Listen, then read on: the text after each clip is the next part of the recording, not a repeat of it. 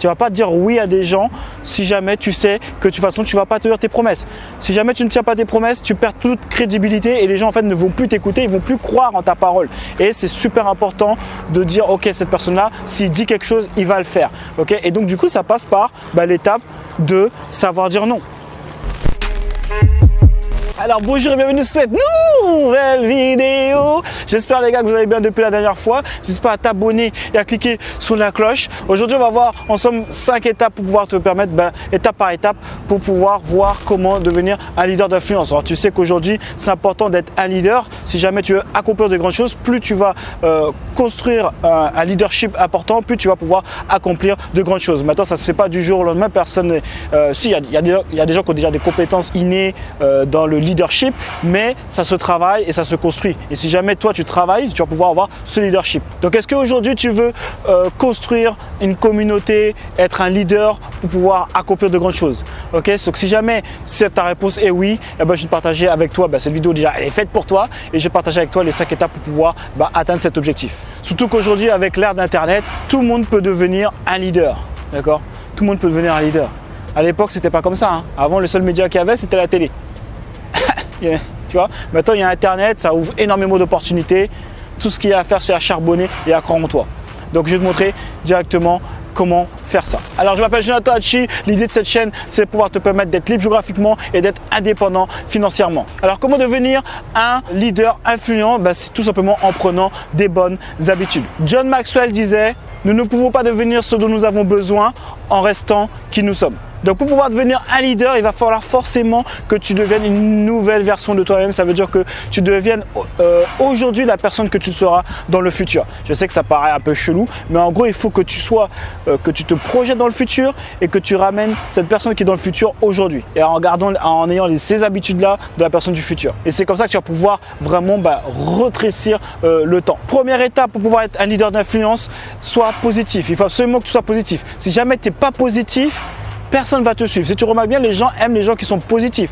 Les gens aiment suivre les gens qui ont une vision, tu vois, qui vont dans une direction, qui savent où ils vont. Et si jamais tu es négatif, ça ne va pas le faire. À chaque fois que tu vas rencontrer des difficultés, il faut vraiment que tu dises ok, quelle leçon je peux tirer de cet obstacle, de ce qui m'est arrivé, de cet événement que j'ai eu dans ma vie.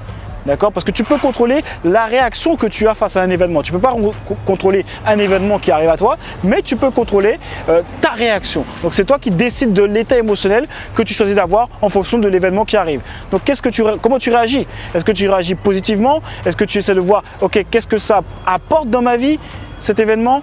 Qu'est-ce que ça apporte dans ma vie, quelque chose de positif, ok? Parce que si jamais tu es toujours dans le négatif, tu vas juste être une personne qui est toujours triste, d'accord, qui est toujours négatif et personne n'a envie de suivre ce genre de personne. Ok, donc première chose, sois positif.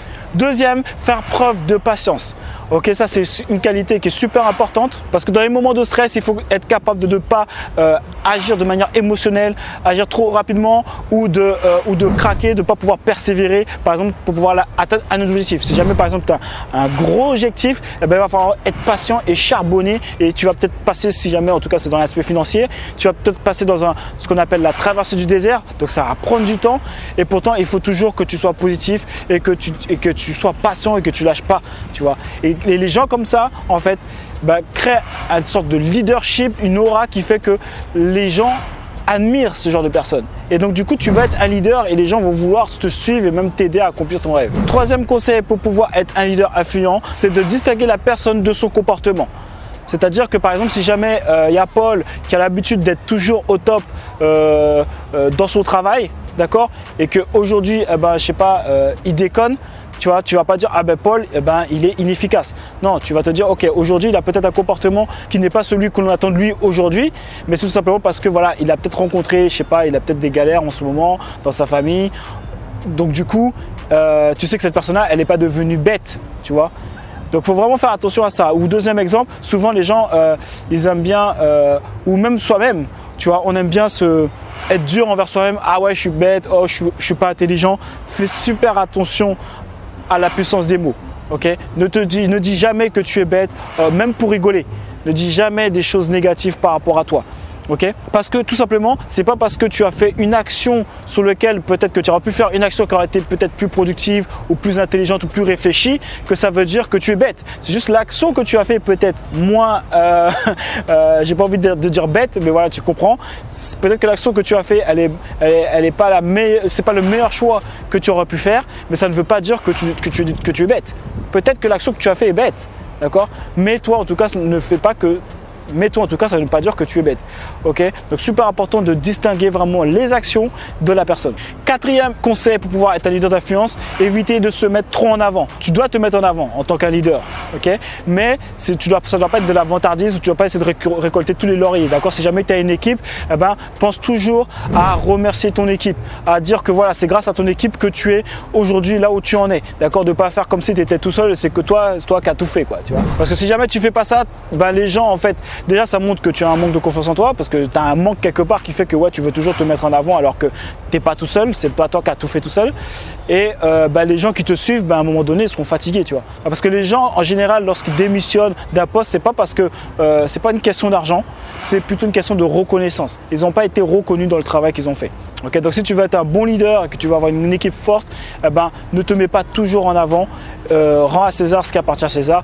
Si jamais tu es là aujourd'hui, c'est grâce à ton équipe, donc parle-en et dans l'ordre de la reconnaissance. Cinquième conseil pour pouvoir devenir un homme d'influence, c'est de tenir ses promesses. Ok, super important de tenir ses promesses. Ça veut dire que tu ne vas pas t'engager, tu ne vas pas dire oui à des gens si jamais tu sais que de toute façon tu ne vas pas tenir tes promesses. Si jamais tu ne tiens pas tes promesses, tu perds toute crédibilité et les gens en fait ne vont plus t'écouter, ils ne vont plus croire en ta parole. Et c'est super important de dire ok, cette personne-là, s'il dit quelque chose, il va le faire. Ok, et donc du coup, ça passe par l'étape de savoir dire non.